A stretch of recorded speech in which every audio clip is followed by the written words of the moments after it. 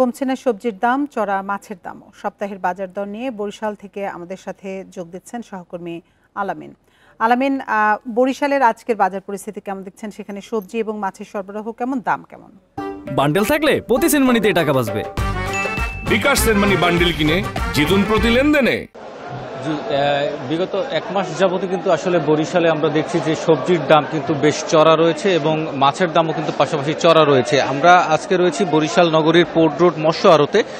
এখানে আমরা যেটি দেখলাম যে আসলে ঘেরে চাষ করা যে মাছগুলো রয়েছে সেগুলো কিন্তু 20 থেকে 30 টাকা পর্যন্ত কেজিতে বেড়েছে। এছাড়া ইলিশের দামও কিন্তু বেশ চড়া রয়েছে। এখানে কিন্তু ইলিশের সরবরাহ কম থাকার অজুহাতে আমরা দেখছি যে কয়েক মাস ধরেই কিন্তু ইলিশের দাম বেশ চড়া যাচ্ছে।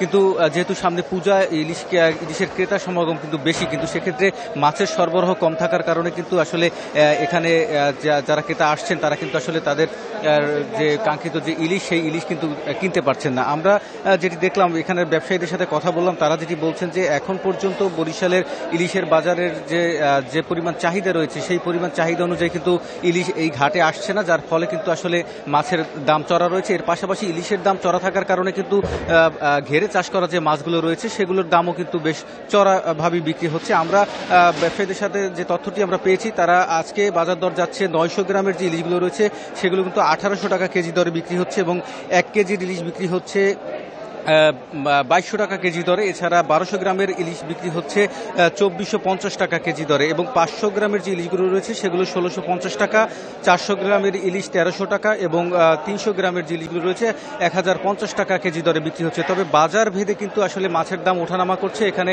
বেশ কিছু বাজার রয়েছে বরিশালে, সেই বাজারগুলোতে কিন্তু এক এক দামে কিন্তু এই মাছ বিক্রি হচ্ছে। এর পাশাপাশি যদি আমরা ঘেরে চাষ করা মাছের কথা বলি, সেক্ষেত্রে শিং মাছ বিক্রি হচ্ছে 350 টাকা, কই মাছ বিক্রি হচ্ছে 250 টাকা, রুই বিক্রি হচ্ছে 450 টাকা, পাঙ্গাস 200 থেকে 220 টাকা, তেলাপিয়া 150 থেকে 200 টাকা এবং চিংড়ি মাছ কিন্তু 1000 টাকা থেকে 1500 টাকা কেজি দরে বিক্রি হচ্ছে। সেক্ষেত্রে ব্যবসায়ীরা যেটি বলছেন যে আসলে বাজারে যে পরিমাণ ক্রেতা রয়েছে সেই পরিমাণ কিন্তু মাছের আমদানি না থাকার কারণেই কিন্তু আসলে মাছের দাম বেড়েছে। এর পাশাপাশি যদি আমরা বরিশালের যে সবজির বাজার রয়েছে সেই সবজির বাজারের কথা যদি আমরা বলি, সেক্ষেত্রে বরিশালের আজকের যে সবজির বাজার আমরা যে দরটি আমরা দেখেছি, তাতে টমেটো বিক্রি হচ্ছে 140 টাকা কেজি দরে, গাজর বিক্রি হচ্ছে 130 টাকা কেজি দরে, ঢেঁড়স বিক্রি হচ্ছে 60 টাকা কেজি দরে এবং সিম বিক্রি হচ্ছে 220 টাকা কেজি দরে।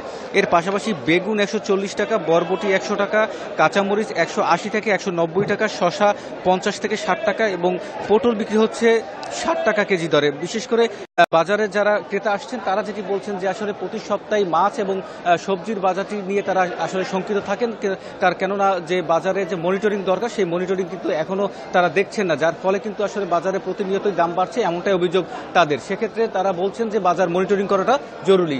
এই ছিল আমার কাছে বরিশাল থেকে বাজারের সর্বশেষ খবর। বরিশাল থেকে বাজার পরিস্থিতি নিয়ে সবশেষ তথ্য জানাচ্ছিলেন সহকর্মী আলামিন।